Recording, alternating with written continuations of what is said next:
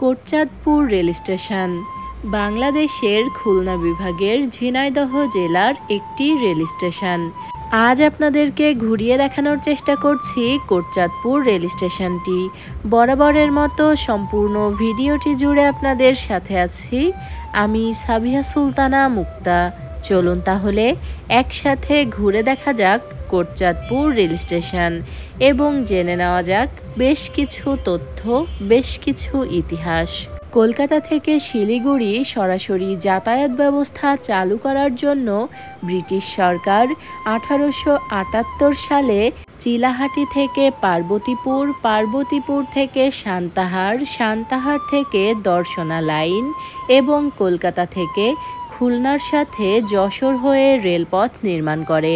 তবে 1947 সালে যখন দেশভাগ হয়, সেই দেশভাগ হয়ে যাওয়ার পর দুই দেশের রেল যোগাযোগ বিচ্ছিন্ন হয়ে যায়।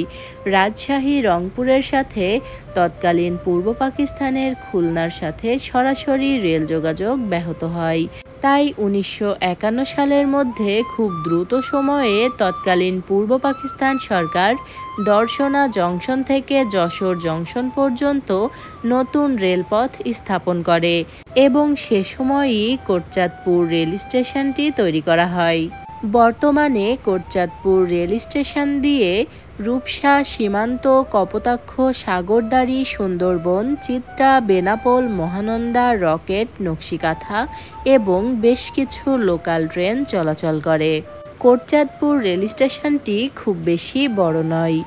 স্টেশনটিতে দুটি প্ল্যাটফর্ম রয়েছে সুন্দর একটি ওভারব্রিজ।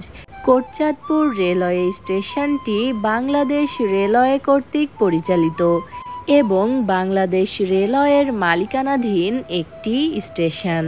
আমরা যখন কোটচাঁদপুর রেল স্টেশনে পৌঁছালাম তখনই শুরু হলো ঝুম বৃষ্টি। তবে বৃষ্টিতে ভিজতে ভিজতেও সম্পূর্ণ রেল স্টেশনটি ঘুরে দেখছিলাম। আমরা যখন ট্রেন থেকে নামলাম তখনও স্টেশনটিতে বেশ ভিড় ছিল। তবে ট্রেনটি ছেড়ে যাওয়ার পর সম্পূর্ণ রেল স্টেশনটি একেবারেই ফাঁকা হয়ে গেল।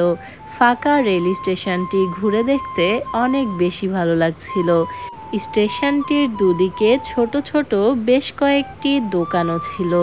ছোট্ট একটি টিকিট কাউন্টার দেখলাম যেখানে লেখা আছে বেসরকারি ট্রেনের টিকিট। তবে এরকম ছোট্ট টিকিট দেওয়ার জায়গা এর আগে আমি কখনোই দেখিনি। এই হচ্ছে সেই টিকিট কাউন্টারটি, খুবই ছোট। আর এরকম টিকিট কাউন্টার আমি সত্যি আগে কোথাও দেখিনি।